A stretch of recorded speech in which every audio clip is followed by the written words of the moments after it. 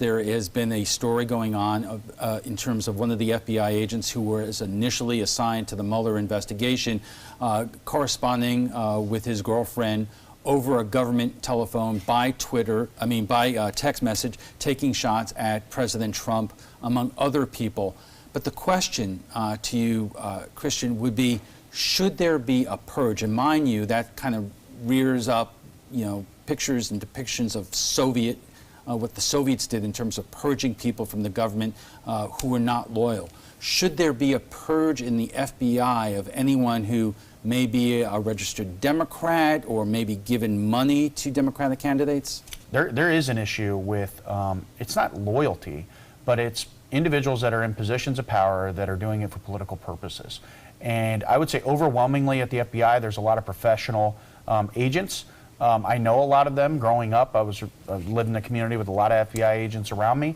Overwhelmingly professional. Now, the issue that you have is when you start looking at the government, not just the FBI, but every single agency across the board.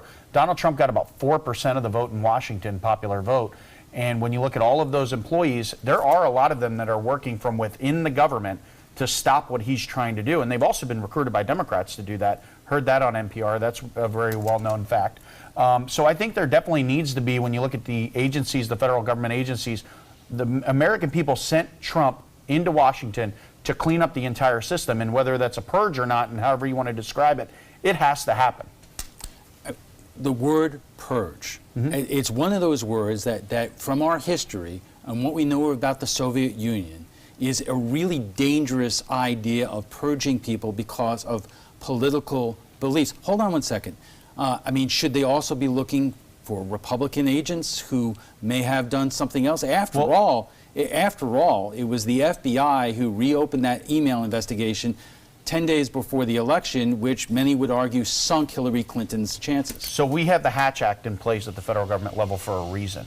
You're not supposed to disclose what your political beliefs are when you're in a role. Now, the way it works is you have the president at the top, and then he starts hiring people below him, and they can pick whatever team they want under them. Just because someone's worked for a federal agency for 10, 15, 20 years doesn't mean that they have a right to that position. And I think when you have new leadership in the White House, he has a right to go down and clean up the roles. And if anyone is doing anything for political purposes within the government, they absolutely should be on their way out the door. Right.